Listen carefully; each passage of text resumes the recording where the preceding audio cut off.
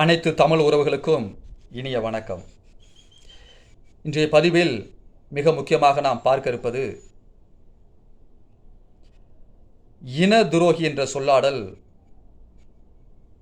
இலங்கையில் வடமாகாண அரசியல் தலைமைகளிடையே மிக பரவலாக உச்சரிக்கப்பட்டு கொண்டிருக்கின்றது. இந்த சொல்லாடல் நடந்து முடிந்த உள்ளூராட்சி சபை தேர்தல் முடிவுகளுக்கு பிறகு பிரதேச சபைகளின் அதிகாரங்களை கைப்பற்றுவதற்கான போட்டிகள் அரசியல் தலைமைகளிடையே கடுமையாகவும் பரபரப்பாகவும் சுவாரஸ்யமாகவும் நடந்து கொண்டிருக்கின்றது. இந்த சூழ்நிலையில் ஈழ மக்கள் ஜனநாயக கட்சியினுடைய செயலாளர் நாயகம் தோழர் டக்ளஸ் தேவானந்தாவிற்கு எதிராக இன துரோகி என்ற சொல்லாடல் கையாளப்படுகின்றது. சமூக ஊடகங்களிலே திட்டமிட்டு பரப்பப்படுகின்றது. மக்கள் மத்தியிலேயே அவர் மக்களினுடைய எதிராளி என்று திட்டமிட்டு பிரச்சாரங்கள் மேற்கொள்ளப்படுகின்றது. ஏன், எதற்காக டக்ளஸ் தேவானந்தா என்ற ஒரு தனி நபரை ஏன் எல்லோரும் குறிவைக்கிறார்கள்? உண்மையிலேயே அவர் தமிழ் மக்களுக்கு பாரிய இழப்புகளை செய்தவரா, இல்லை தென்னிலங்கை அரசாங்கத்தோடு இணைந்து பயணித்ததற்காக இந்த சொல்லாடல் அவர் மீது எரியப்படுகின்றதா, வீசப்படுகின்றதா என்று ஒரு கேள்வியாகவே இருக்கின்றது. சரி, இந்த பதிவில் மிக முக்கியமாக இனதுரோகி என்ற சொல்லாடல் டக்ளஸ் தேவானந்தாவிற்கு எதிராக மட்டும்தான் பயன்படுத்தப்பட்டிருக்கிறதா? வரலாற்றில், குறிப்பாக வடமாகாண அரசியல் வரலாற்றில் இதற்கு முன்பாக இந்த சொல்லாடல் பயன்படுத்தப்படவில்லையா? அப்படி பயன்படுத்தி இருந்தால் யாருக்கு எதிராகவெல்லாம் பயன்படுத்தப்பட்டிருக்கின்றது, எரியப்பட்டிருக்கின்றது, வீசப்பட்டிருக்கின்றது?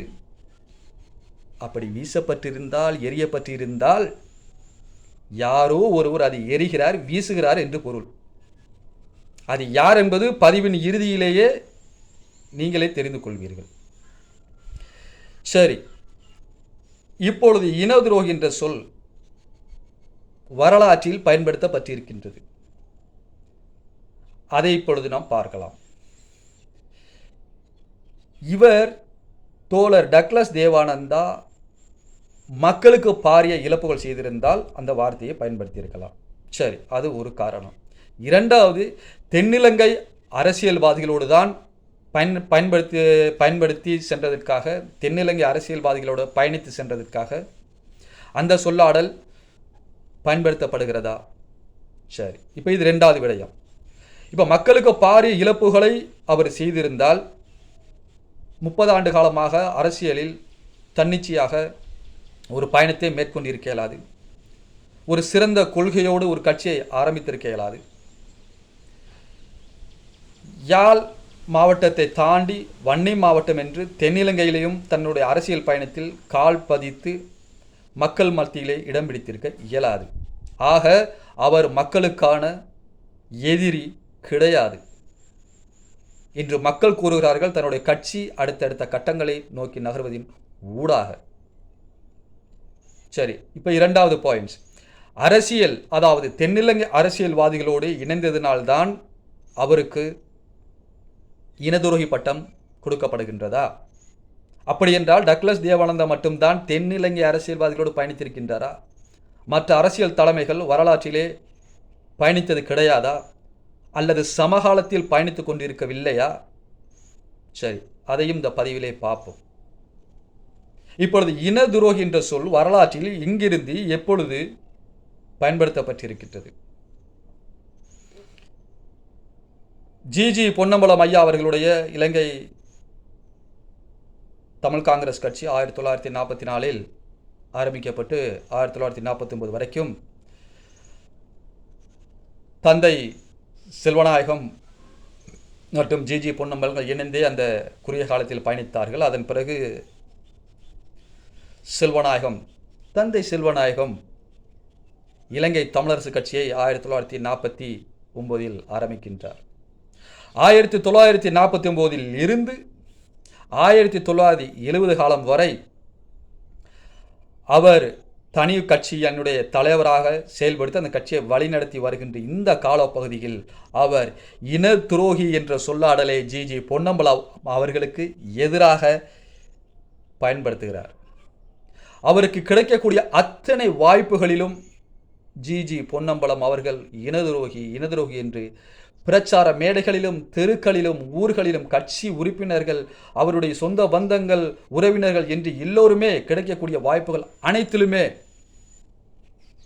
ஜிஜி பொன்னம்பலம் அவர்கள் இனதுரோகி என்றே பரப்பப்பட்டு கிட்டத்தட்ட ஒரு 15 ஆண்டுகளுக்கு மேலாக நீங்கள் கணக்கு பண்ணி பாருங்கள். 1949 70 என்றால் 21 வருஷம் சம்திங்.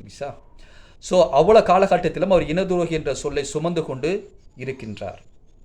1972 குடியரசு அரசியல் அமைப்பில் மாற்றங்கள் வரும் பொழுது தந்தை செல்வநாயகம் அவர்கள் ஜிஜி பொன்னம்பலம் ஐயா அவர்களுடைய வீடு தேடி சென்று ஆதரவு கோருகிறார். ஜிஜி பொன்னம்பலம் அவர்கள் அன்போடு அவரை வரவேற்கின்றார். What can I do for you dear Selvanayagam. எவ்வளோ அழகான வார்த்தை. இனதுரோகி என்று ஒரு 20 வருடங்களாக அவர் மீது எரியப்பட்ட அந்த கல், வீசப்பட்ட கல்லை சுமந்து கொண்டு இருந்த மனிதன் வீடு தேடி சென்றவுடன் what can I do for you Selvanayagam. ஆக மறுபடியும் 2 பேரும் இணைந்து விடுகிறார்கள். அரசியல் ஜனநாயக வழியில் பாதையை நகர்த்தி செல்கின்றார்கள். அதன் பிறகு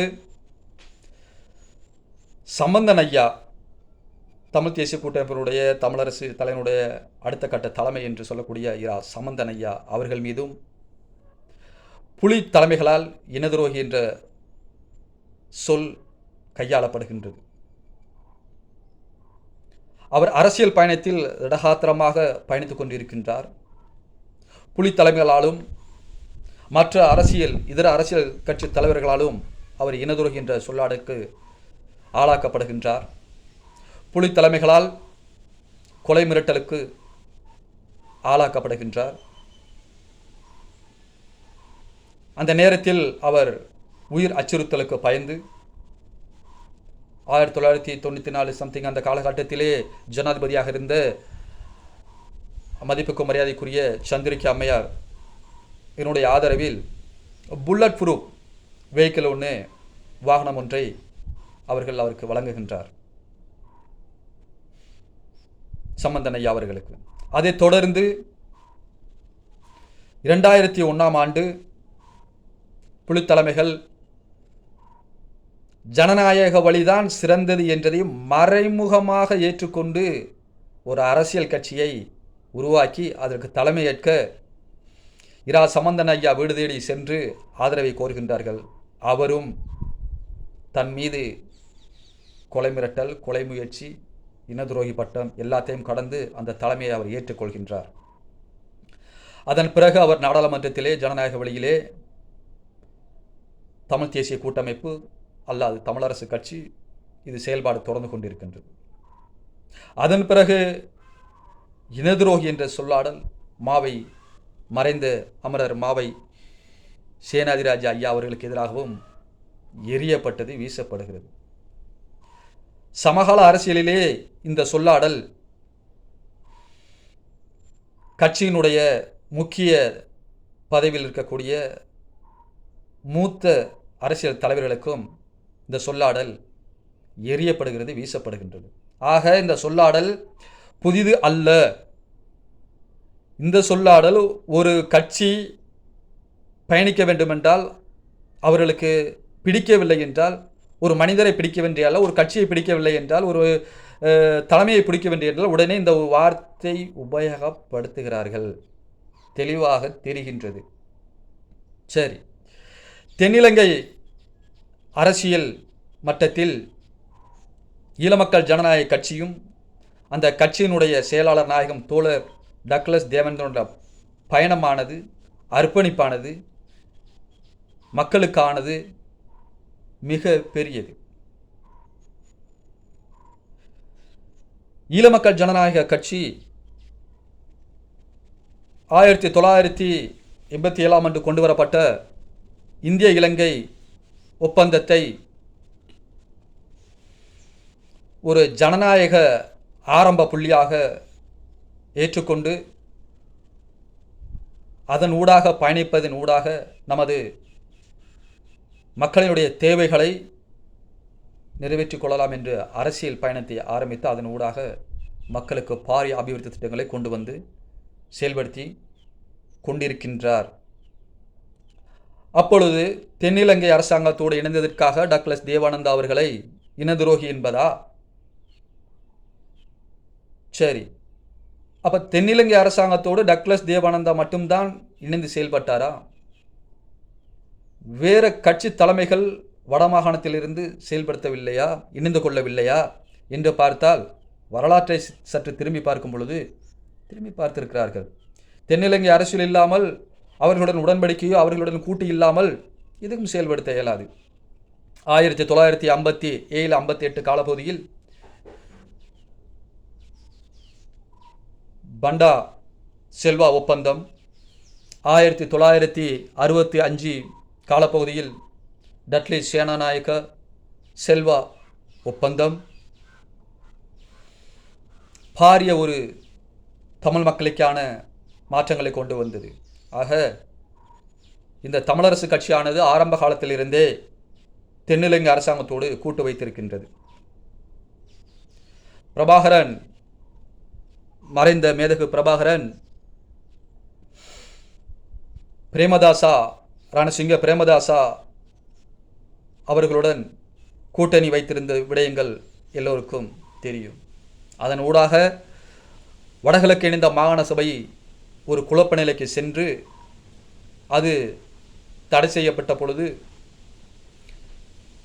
முக்கிய காரணமாக இருந்தது இந்த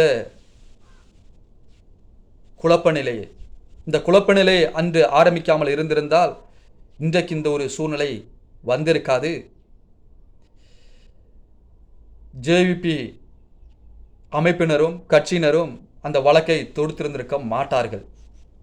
நமக்கு அதிகாரங்களை கொடுத்தார்கள், நாம் அதுக்குள்ளேயே சண்டைகள் போட்டு கொண்டிருக்கவும் இது சரிப்பட்டு வராது என்று அவர்கள் வழக்கை தொடர்ந்து இதை முடிச்சு போடுங்கள் என்று அதை பிரித்து விட்டார்கள்.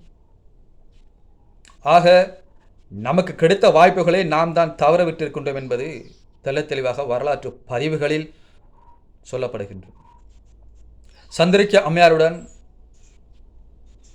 புலித்தலைமைகள் கூட்டு வைத்திருக்கின்ற சில விடயங்களை கையாண்டார்கள். அது கைகூடாமல் போயிருக்கின்றது. அதே நேரத்தில் 2005 ஆண்டு மிக முக்கியமாக சொல்லப்பட வேண்டிய விடயம், 2005 ஆண்டு நடந்த ஜனாதிபதி தேர்தலில் மஹிந்த ராஜபக்சேவுக்கு ஆதரவாக வடமாகாணங்களில் புலித்தலைமைகள் செயல்பட்டது.